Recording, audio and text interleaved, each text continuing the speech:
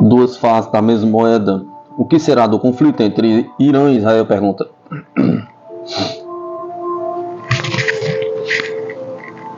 Após um ano conturbado no Oriente Médio, as tensões parecem arrefecer na região marcada pelos conflitos entre Israel e vários vizinhos, sendo o mais poderoso deles o Irã. No histórico entre esses dois atores, contudo, tudo pode acontecer, até mesmo a paz? Pergunta.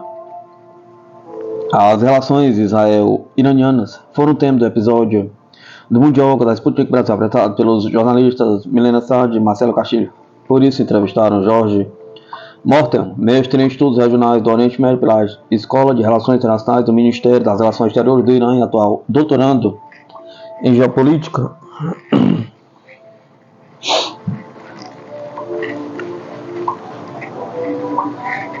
do Oceano Índico da Universidade de São Paulo, um especialista único brasileiro a ganhar uma bolsa de estudos do governo iraniano. Iniciou sua participação lembrando ao programa que as raízes da instabilidade no local foram plantadas pelas ações das nações ocidentais, por um lado sedentas por petróleo da região e pelo outro criando o Estado de Israel.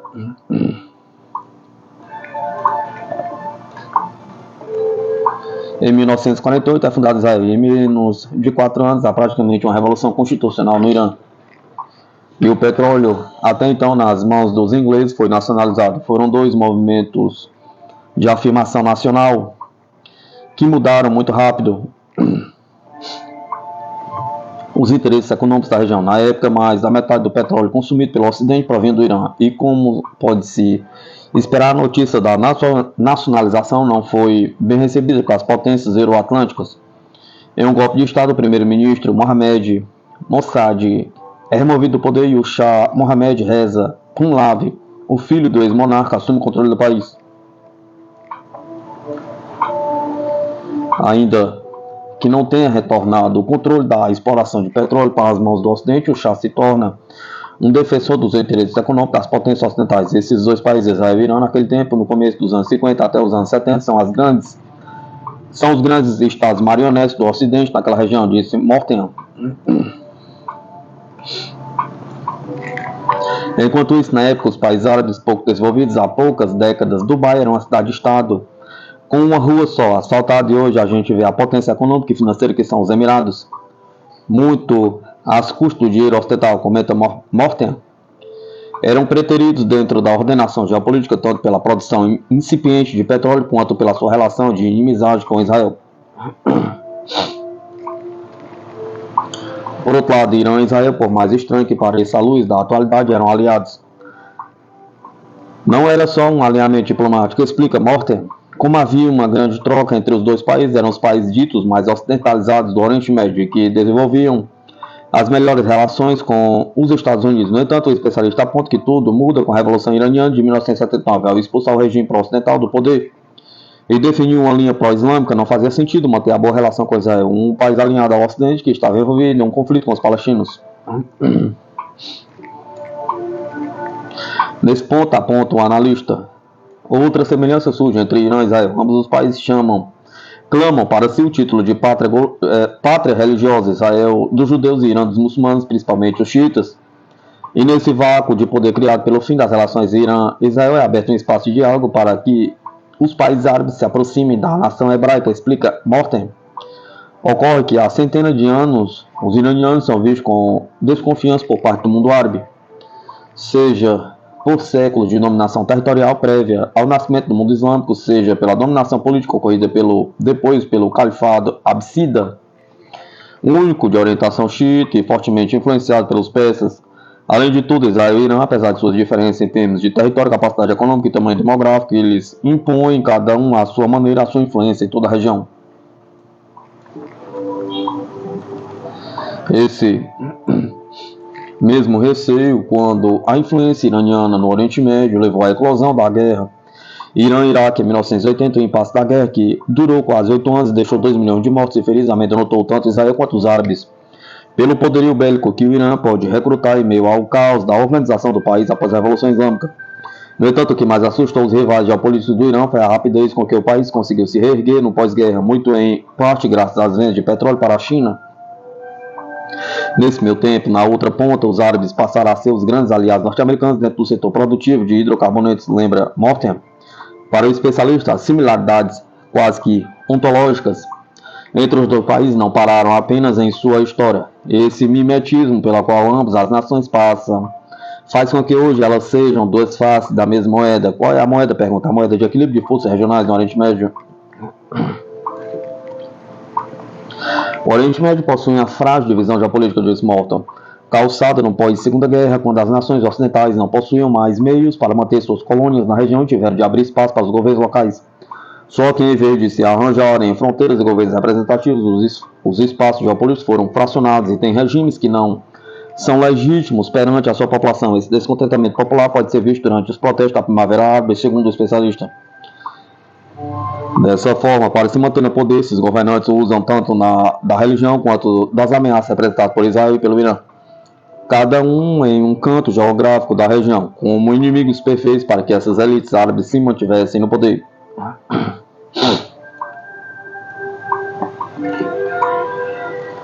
Da mesma maneira, os governos de Israel e do Irã também precisam da ameaça um do outro para se legitimarem as suas populações.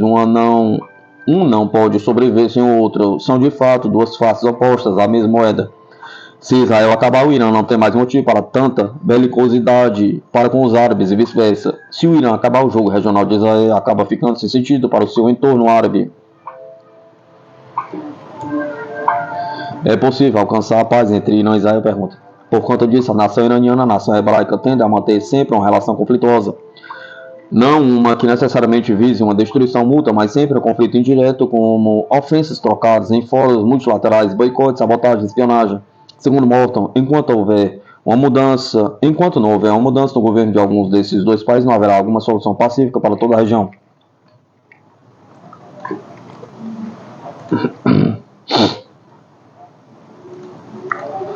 Isso, inclusive, não interessa a ninguém, revela o estudioso, nem aos árabes da região, nem aos Estados Unidos. Mexer hoje com o Irã é mexer num vespeiro, uma vez que afeta tanto os interesses energéticos chineses quanto a diplomacia da Rússia, com quem o Irã mantém importantes laços de amizade, inclusive com vistas de desenvolvimento de infraestrutura e logística, principalmente naval e ferroviária. Por isso, não vemos o presidente dos Estados Unidos, Donald Trump, atacando os iranianos diretamente, porque isso implica mexer num peão do xadrez geopolítico russo muito importante. A OTAN está descontente com o desperdício de armas por Kiev devido à sua relutância em mudar de táticas. A OTAN está descontente com o desperdício de armas por Kiev por causa de sua relutância em mudar para as táticas da aliança para as quais os armamentos foram projetados, relatou o jornal The Telegraph com referência às fontes militares inglesas.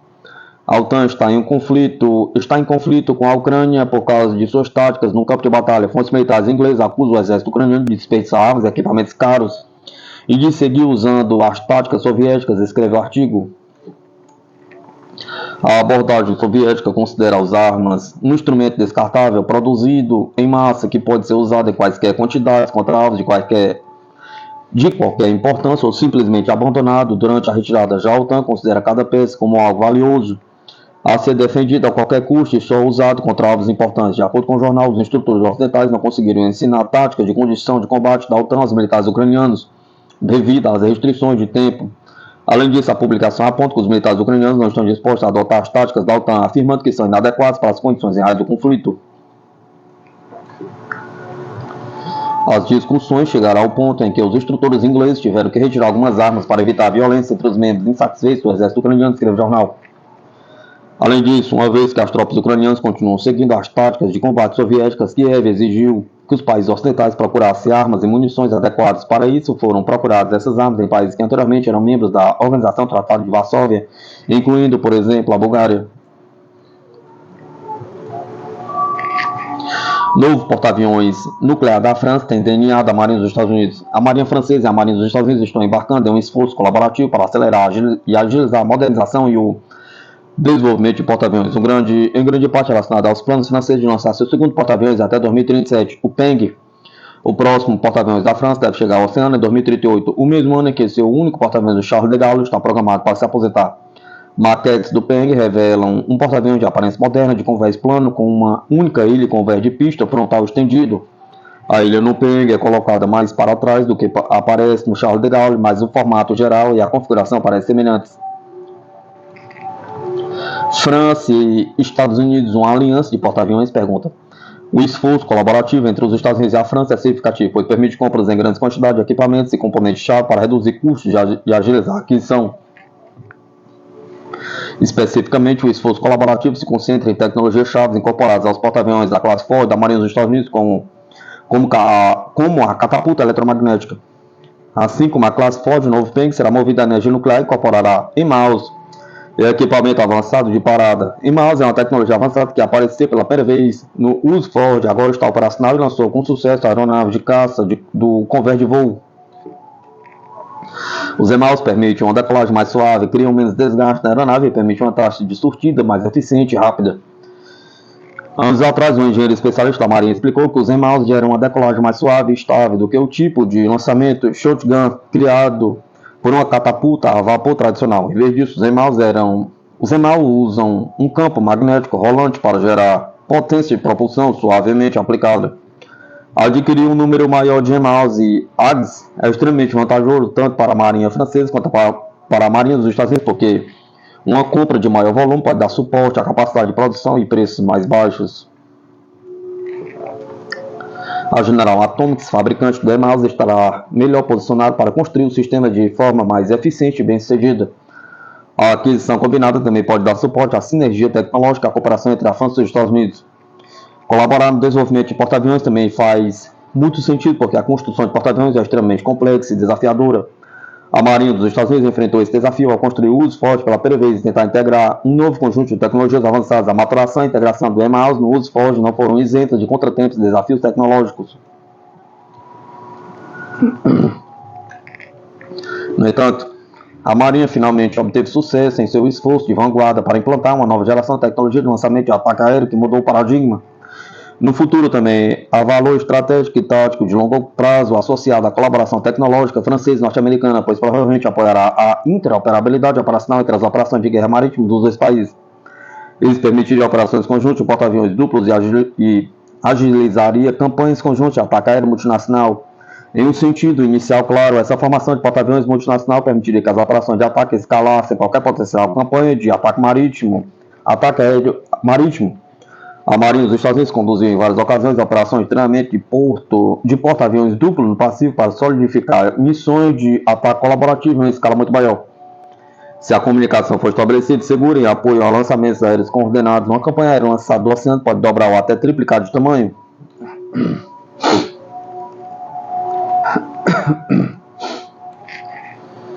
Isso provavelmente se mostraria extremamente crítico no caso de os Estados Unidos e as forças aliadas precisarem se envolver em uma guerra de grande potência contra a Rússia ou a China. Um porta-aviões francês capaz de se integrar perfeitamente a um porta-aviões da Marinha dos Estados Unidos da classe Ford poderia dobrar uma campanha de ataque aéreo no Mar Báltico ou Mediterrâneo. Se necessário, junto com as sinergias do EMALS, as transportadoras Peng e Ford também seriam bem servidas para alinhar as tecnologias de comunicação de camada e transporte de modo que o radar, os sinais de RF e as frequências de link de dados pudessem ser sincronizados para permitir o compartilhamento seguro e contínuo de dados entre as duas alas aéreas da transportadora.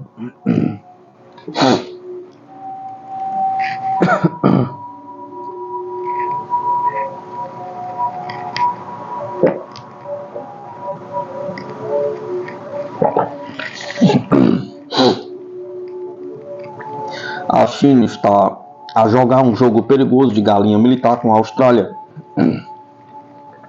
Os militares da China mais uma vez aumentaram as tensões perto da Austrália. Um caça J-16 chinês enfrentou perigosamente uma aeronave de vigilância australiana P-8A Poseidon, liberando sinalizadores a apenas 30 metros de distância, o quinto incidente deste tipo desde 2022. Enquanto isso, uma flotilha naval chinesa, incluindo um cruzador tipo 055 Inai, navegou perto das abordagens marítimas do nordeste da Austrália, marcando a crescente presença naval de Pequim, além da primeira cadeia de ilhas. Enquanto Canberra insiste em respeitar o direito internacional, as provocações contínuas da China levantam sérias preocupações sobre a estabilidade regional. com a China mirando nações menores como a Austrália, como a defesa do governo albanês deve responder a essas crescentes ameaças? Pergunta. A ação altamente provocativa e pouco profissional dos militares chineses colocou novamente a abordagem do governo australiano as relações com Pequim sob pressão, assim como a implantação de uma poderosa flotilha naval chinesa perto da Austrália. As ações agressivas da China no mar da China Meridional e além tornam muito mais difícil para o governo estabilizar o relacionamento com Pequim, sob sua fórmula de cooperar onde pudermos, discordar onde for necessário e se envolver no interesse nacional. Em 11 de fevereiro, um caça J-16 da Força Aérea Chinesa lançou sinalizadores a apenas 30 metros de uma aeronave de vigilância P-8A Poseidon australiano, que o Departamento de Defesa descreveu como uma interação insegura e pouco profissional. Essas interações com os militares da China estão se tornando normais agora.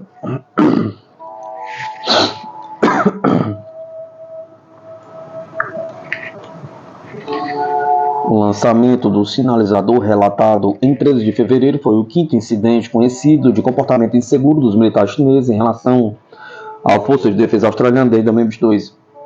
Isso deve reforçar a necessidade de cautela por parte do atual governo australiano e de que qualquer futuro a abordar seu relacionamento com a China. Em outra declaração no mesmo dia, o departamento disse que um grupo de tarefas navais chineses estava operando nas abordagens marítimas no nordeste da Austrália. Entre os navios estavam a fragata classe Jinkikai, um navio de reabastecimento da classe Fuji, um cruzador Rinhai tipo 0055. A implantação do cruzador é importante. É provável que seja o primeiro navio de sua classe a ter operado tão perto da Austrália. Os Rinhais estão entre os navios de guerra mais formidáveis a bordo.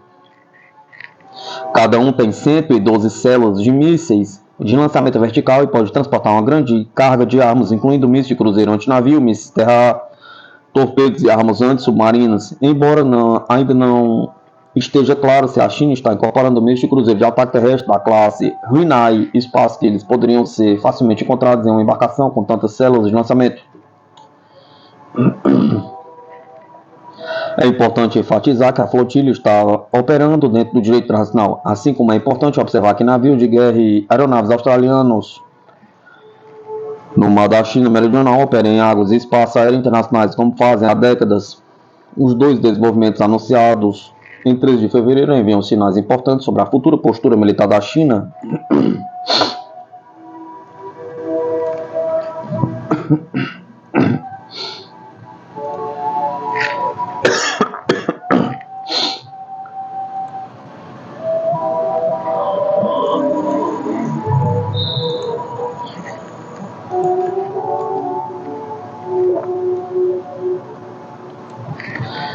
Primeiro, a implantação da flotilha liderada por cruzadores envia uma mensagem à Austrália de que a China pode ir a projetar poder e presença em nossas abordagens marítimas. À medida que a marinha chinesa trabalha para se tornar uma força global, ela continuará a realizar mais missões além da primeira cadeia de ilhas. A sequência de ilhas do Japão à Indonésia, desde Japão a C-19, vimos a marinha chinesa operar na costa australiana ocidental e através do Estreito de Torres em 2022. Permanecer no nordeste da Austrália durante o exercício militar Talismã Sabre em 2023 e navegar em um Rinhai e um contra-torpedeiro avançado pelo Mar do Coral a caminho de Vanuatu em 2024. Além disso, os militares chineses parecem estar aplicando suas táticas inseguras e pouco profissionais no Mar da China Meridional mais perto da Austrália. De fato, seu primeiro incidente seguro relatado publicamente em relação à Austrália ocorreu em nossas abordagens ao norte em 17 de fevereiro de 2022. Essa ambição global da marinha chinesa significa que o Departamento de Defesa não pode presumir que a Austrália sempre terá um grau de isolamento em um fosso estratégico, exemplificando pela lacuna arma nacional que um adversário supostamente não pode cruzar. A implantação do Rinhai reforça a relevância cada vez menor do isolamento geográfico no planejamento de defesa australiano. O navio poderia, em uma crise, colocar em risco quaisquer navios de guerra da Marinha Real Australiana, tendo alcance seus mísseis antinavio YJ-18 e as aeronaves da Força Aérea Australiana poderiam ser ameaçadas por seus mísseis de defesa aérea HHK-9.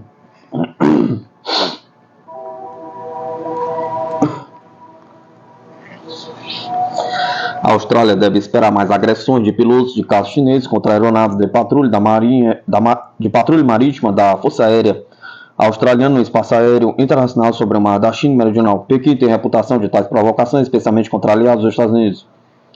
A defesa precisa pensar em uma resposta se um incidente levar à perda de uma aeronave e tripulação ou se forçar a pousar em um recurso ocupado pela China no mar da China Meridional.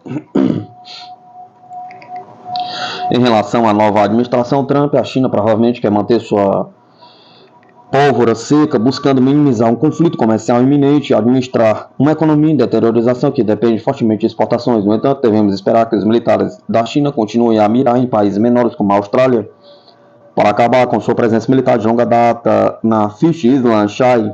Assim, embora o exército chinês tenha suavizado recentemente sua abordagem em relação aos Estados Unidos, ele continua a mirar nos exércitos de países menores que exercem liberdade de navegação e sobrevoo no mar da China Meridional.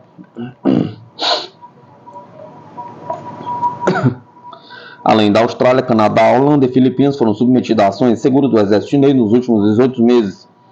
Observe o contraste entre como a China trata as forças militares estrangeiras que operam em sua vizinhança e como outros tratam a China. Quando ela se aproxima deles, a China se envolve em intimidação perigosa e invariavelmente culpa a outra parte, mas quando a China mobiliza uma poderosa flotilha naval perto da Austrália, a resposta de Canberra é cautelosa e contida. Afinal, não há indicação de que os navios chineses não estivessem em águas internacionais. A Austrália respeita o direito de todos os estados de exercer liberdade de navegação e sobrevoo de acordo com o direito internacional, assim como esperamos que outros respeitem o direito da Austrália de fazer o mesmo, disse o departamento.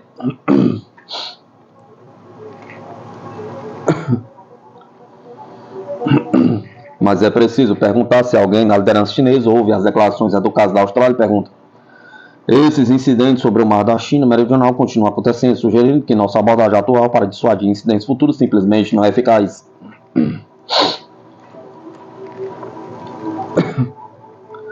Fincantieri e Edg fecham um acordo de manutenção de mais de 500 milhões para a frota da Marinha dos Emirados Árabes Unidos. Os Emirados Árabes Unidos assinaram um contrato de 5 anos no valor de 500 milhões de euros para uma joint venture entre o grupo local Edg e a italiana Fincantieri para realizar manutenção e atualização em sua frota naval. A joint venture, conhecida como Maestral, que foi criada em maio de 2024, supervisionará a gestão abrangente da manutenção da Marinha dos Emirados Árabes Unidos para atender às principais necessidades operacionais e logísticas.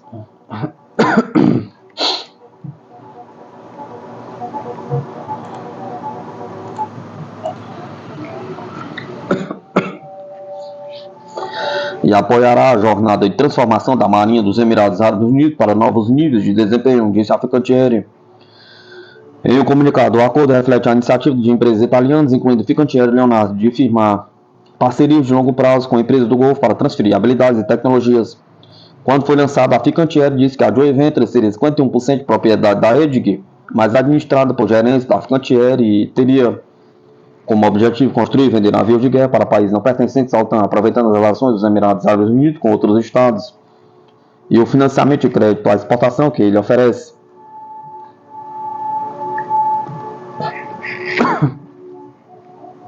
A estatal Fincantieri é a principal contratada naval da Itália e também está construindo fragatas Frame para a Marinha dos Estados Unidos e o seu estaleiro controlado pelos Estados Unidos. Fundada em 2019, a Edg é um grupo de tecnologia avançada que reúne 25 empresas dos Emirados Árabes Unidos e emprega 8 mil pessoas. Na época em que foi criada, as empresas disseram que a joint venture aprimoraria as habilidades de design de navios da Edg, enquanto o joint venture também desenvolveria submarinos de médio porte. O novo contrato para manter a frota dos Emirados Árabes Unidos foi concedido pelo Conselho Tawazun, uma entidade governamental que trabalha em estreita colaboração com o Ministério da Defesa dos Emirados Árabes Unidos e agências de segurança dos Emirados Árabes Unidos.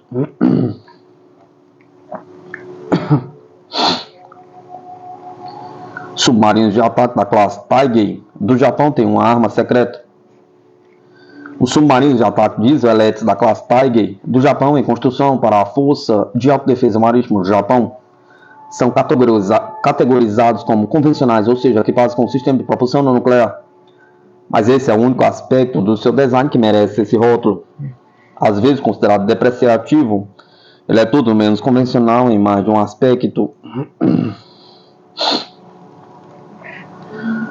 Uma delas é que, apesar deste submarino ser o primeiro do gênero a ser projetado e equipado com vários sistemas baseados em tecnologias de nova geração, ele foi construído e lançado um após o outro, mais ou menos no prazo.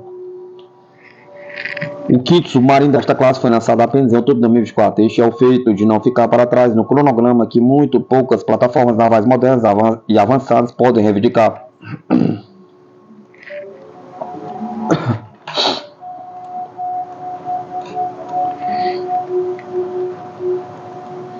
Além disso, este é um programa de submarino que introduz grandes inovações em subsistemas em seu projeto no meio da linha de produção, novamente sem interromper o cronograma de construção. Os primeiros submarinos da classe Tiger e até o terceiro barco Jingei eram movidos por duas usinas de energia a diesel Kawasaki 12 volts 2525 SB com motores principais. No entanto, o próximo barco da série, o Haigei, começou a usar motores a diesel Kawasaki 12 volts 2531 de modelo mais novo com um nível de potência de saída maior. Os novos motores a diesel também são compatíveis com o sistema Snorkel redesenhado que permite aumento na eficiência de geração de energia. De acordo com o relatório de escritórios de defesa japoneses, ainda não foi verificado se os novos motores aumentarão a saída do eixo para a classe Tiger, atualmente em 6.000 cavalos de potência, bem como aumentarão a velocidade máxima subaquática para 20 nós. A arma secreta no design desses novos barcos é o uso de baterias de íons de lítio em vez de tipo chumbo ácido, historicamente usado em submarinos não nucleares.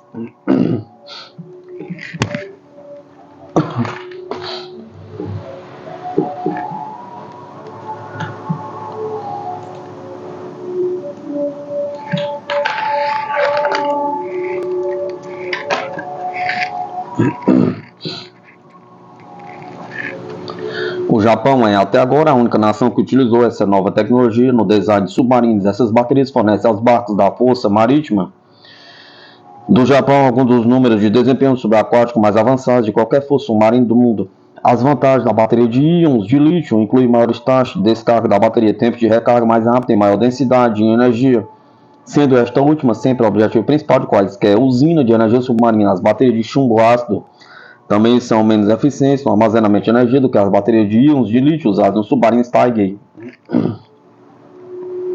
Essas baterias mais avançadas se recarregam com quase 100% de eficiência em comparação com a classificação máxima de eficiência de 85% na maioria das baterias de chumbo ácido. Melhor desempenho da bateria e maior eficiência de carregamento trazem uma série de benefícios, além das baterias em si com a maior durabilidade.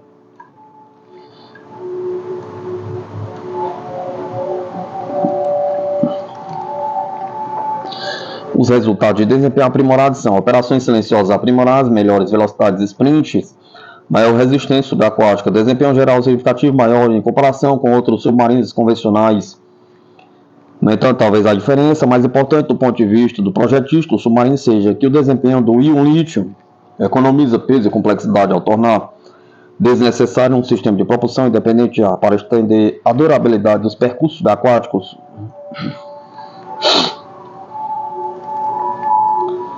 Baterias de íon de lítio existem há décadas para qualquer um que tenha um telefone celular desde a década de 1990. Os muitos recursos superiores da tecnologia em relação ao sistema de baterias de níquel-cádmio da geração anterior dificilmente precisam de explicação. O motivo para uma lacuna de 3 décadas ou mais entre o primeiro modelo Nokia com essa classe de bateria e o uso de tecnologia de íons de lítio em um submarino foi devido aos perigos inerentes ao gás hidrogênio e ao calor intenso que são produzidos por essas baterias em caso de mau funcionamento e incêndio.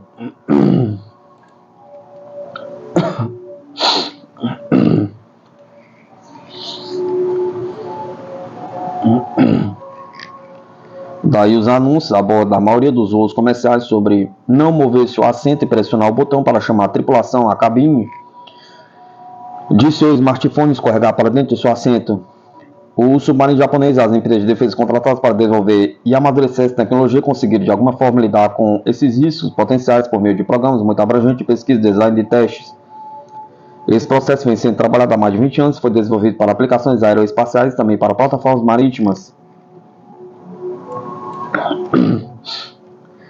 Dois submarinos da classe Soryu mais antigo que prosseguiram, os submarinos Taigei, o Oryu e o Toryu, também foram comissionados com baterias de íons de lítio a bordo, e isto auxiliou o processo de aperfeiçoamento dessa tecnologia, amadurecendo-a para o próximo nível e tornou possível sua introdução na classe Taigei. O primeiro da classe Taigei foi construído no estaleiro Mitsubishi Heavy Industries em Kobe e comissionado em 9 de março de 2022. Seu navio irmão, o Hakujei, foi lançado em 14 de outubro de 2021 pela Kawasaki Heavy Industries em Kobe. O terceiro barco, Jingei, foi lançado em outubro de 2024 para entrega no início de 2024.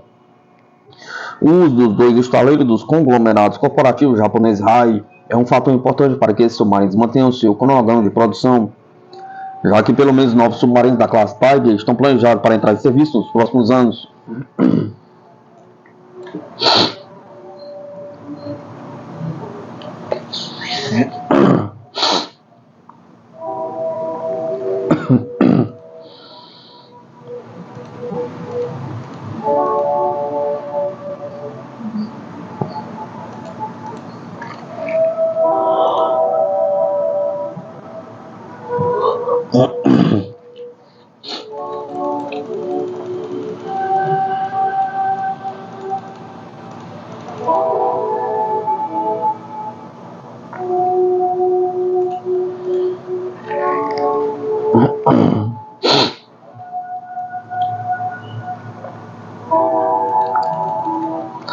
ITS Cavo, a Itália tem um porta-aviões e está navegando por toda parte.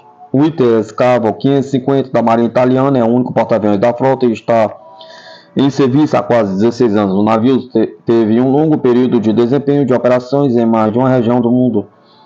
Mais recentemente, uma implantação de longo prazo da Marinha Italiana no Pacífico resultou em uma transição bem-sucedida de seus jatos de salto AV-8B Harvey 2 baseados no mar para o caça furtivo F-35B Lightning II.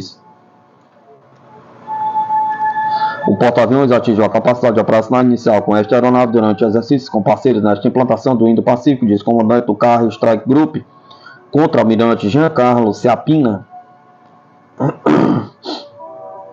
O COI foi declarado em Yokosuka, Japão, em 26 de agosto, enquanto o Carvel atracou na base junto com a fragata da Marinha Italiana ITS Alpino e a fragata da Marinha Francesa FNS Bretagne D655.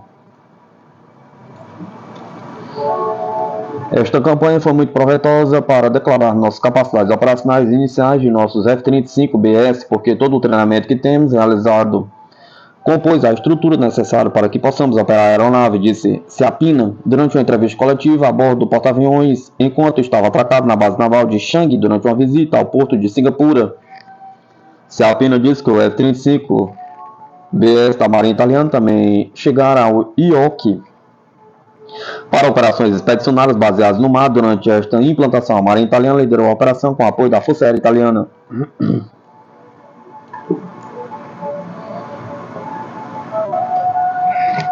A Força Aérea Italiana liderará subsequentemente as operações terrestres do F-35B IOC com o apoio da Marinha Italiana. A maioria dos modelos operados pela Força Aérea Italiana são os modelos F-35A.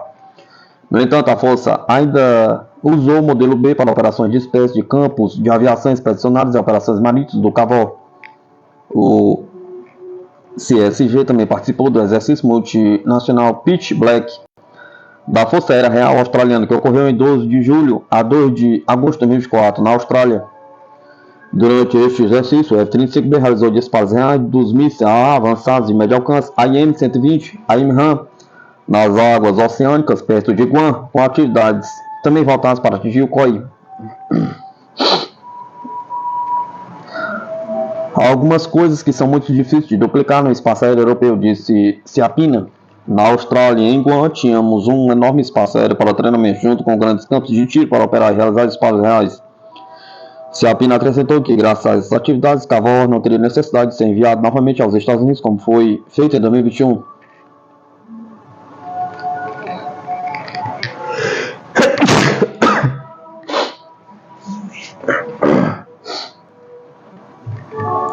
Quando ele era o comandante do porta-aviões para atingir a capacidade operacional plena do grupo de porta-aviões, nossos objetivos aqui No Indo-Pacífico, estamos desenvolvendo nossas parcerias, ser interoperáveis com nossos parceiros e aliados e caminhar em direção à intercambiabilidade, disse a Pina. Ele também explicou que, em vez disso, o heliporto anfíbio ITS Trieste teria que ser enviado aos Estados Unidos para obter a certificação operacional para operações com o F-35B, já que a Marinha Italiana usará Trieste para operar o F-35B quando necessário. A parte mais importante do Cavalcar Strike Group é que um esforço multinacional e esses navios foram completamente integrados ao CSG sob meu comando, disse a Pina. Ele também destacou que a equipe operacional do Carvol incluía oficiais de várias nações parceiras.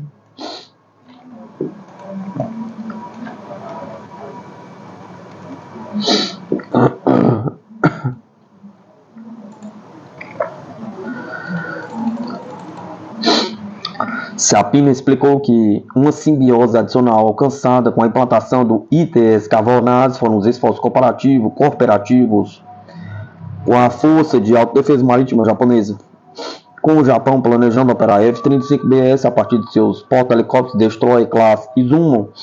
O comando da aviação naval e os pilotos buscavam adquirir um nível de referência de familiaridade com as operações em voo do F-35 no mar.